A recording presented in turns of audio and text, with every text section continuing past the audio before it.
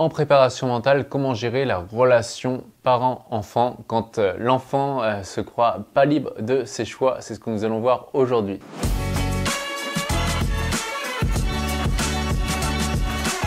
Bonjour, ici Pierre, fondateur de l'Académie de l'Haute Performance. On accompagne des sportifs, entrepreneurs et hautes performeurs à se libérer de la peur d'échouer et être confiants et sereins dans le domaine compétitif. Je suis aussi l'auteur de plusieurs ouvrages que vous pouvez retrouver dans le lien dans la description. Et enfin, rappelez-vous que vous avez le droit à un entretien offert avec un membre de mon équipe. Donc là, aujourd'hui, on a un jeune justement qui nous a posé la question, dans la relation parent, athlète et coach, quand on n'est pas libre de nos choix et qu'on choisit pour nous, comment pouvoir gérer ça? Nous, c'est vrai qu'à l'Académie de l'Haute Performance, on avait arrêté le programme dépolarisation avec les enfants parce qu'on voyait que finalement, des fois, on faisait le travail avec les enfants et le parent, parce qu'il veut bien sûr le mieux pour son enfant, allait un peu bousiller notre travail.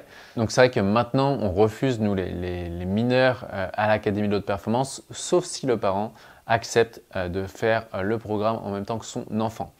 Pourquoi? La première étape déjà, je pense quand on est parent, c'est d'arrêter de projeter ce qu'on perçoit bien pour notre enfant.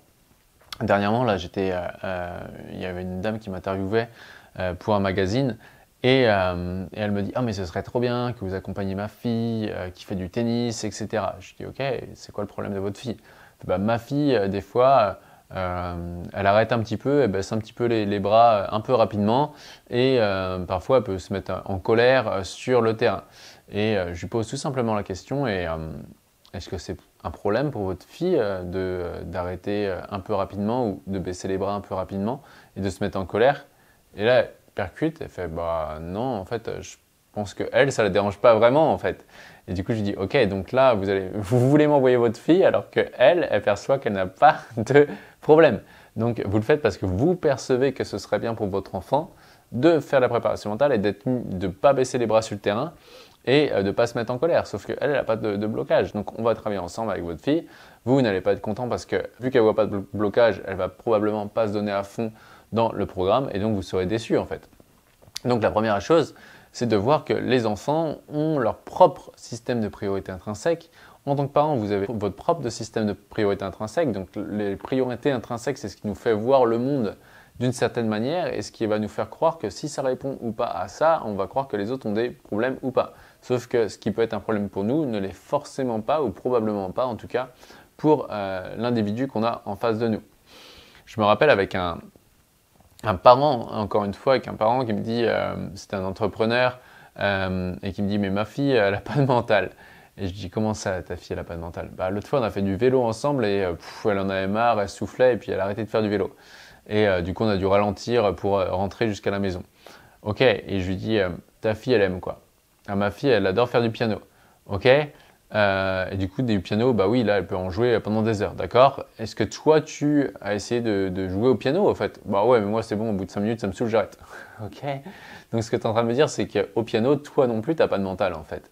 Et là, il me regarde, il fait, waouh, j'avais pas vu ça comme ça. Parce que le piano est prioritaire pour ta fille, alors elle excelle en piano. Parce que le vélo n'est pas prioritaire pour ta fille, alors elle n'excelle pas en vélo. Et vice-versa, toi, parce que tu adores le vélo, tu excelles en vélo. Parce que tu n'aimes pas le piano, alors tu n'excelles pas et t'abandonnes au piano. Donc chacun a son système de priorité. Donc souvent, les enfants, en plus de ça, ils vont faire un sport, certains parce qu'ils aiment ce sport-là, et d'autres fois pour faire plaisir aux parents. Donc là, c'est vraiment de savoir, mais pour quelles raisons en fait l'enfant fait ce sport. Nous, ce qu'on va faire quand c'est ça, c'est on va faire des dépolarisations inversées sur les parents. Par exemple, on a eu mes parents investissent beaucoup sur moi, du coup j'ai peur de les décevoir, etc. Et donc là, il y avait l'enfant qui se donnait à fond, mais pas parce qu'il aimait le sport, parce que ses parents investissaient et du coup s'investissaient et donc il ne voulait pas les décevoir. Et donc, en faisant une dépolarisation inversée, on a pu faire tomber les parents du piédestal et finalement voir que, ok, les parents, en fait, s'ils s'investissaient, c'est parce qu'eux projetaient leurs rêves sur ceux des enfants. Et là, l'enfant a pu reprendre son leadership et être capable, en fait, de voir que, en fait, les parents, non, c'est pas sans raison qu'ils investissaient sur lui. Et donc, des parents qui sont détachés, ça va plus donner quelque chose dont je sais que ce sport te fait plaisir. Du coup, rassure-toi, je mets tout ce dont tu as besoin pour t'aider parce que tu es mon enfant et j'ai envie que tu fasses ce que tu aimes. Et en même temps, le jour où tu n'as plus envie de faire ton sport, bah, rassure-toi, n'aie aucune attente envers moi tu feras autre chose en fait. L'important, c'est d'être heureux et pas de faire ça pour me faire plaisir. Donc voilà, c'est important du coup quand on est enfant, du moins adolescent, d'être capable à un moment donné de prendre ce leadership, que ce soit sur le coach ou sur les parents, pour pouvoir être capable de décider par soi-même de ce qui est bon ou pas pour nous et d'être capable à un moment donné de mettre des limites ou alors d'arrêter tout simplement le sport parce qu'on n'aime plus sans avoir de culpabilité envers ça. Et si les gens qui vous entourent, normalement c'est le but des parents quand même, veulent votre bien, eh bien ils le comprendront et peut-être que sur le coup ça passera pas parce que pour eux le tennis par exemple c'était super important. Mais si vous avez envie d'arrêter, eh bien vous pouvez arrêter comme ça. Et ça on peut le retrouver aussi sur les étudiants. Je vois une étudiante récemment qu'on avait accompagnée et qui à un moment a décidé de changer de filière parce qu'elle s'est rendue compte que la filière dans laquelle elle était, elle la faisait pour répondre à une norme parentale qu'elle avait, mais cette norme-là était différente pour elle. Et donc en reprenant son leadership comme ça, elle a pu justement choisir quelque chose qui était beaucoup plus simple pour elle. Donc quand on n'est pas libre de nos choix et qu'on choisit pour nous, bah, une fois que vous êtes majeur, les gens n'ont plus vraiment le pouvoir de choisir pour vous. Donc à vous, après, quand vous arrivez à la majorité, de prendre justement votre leadership, vos responsabilités aussi qui vont avec.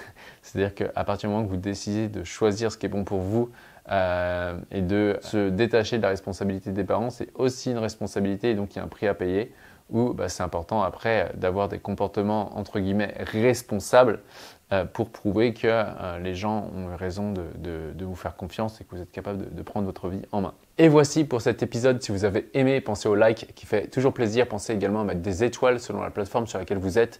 Et enfin, pour ceux qui veulent aller beaucoup plus vite, beaucoup plus loin, pensez à réserver un entretien offert avec un membre de mon équipe. Et enfin, rappelez-vous, l'important n'est pas ce que vous faites, mais qui vous devenez. Ciao!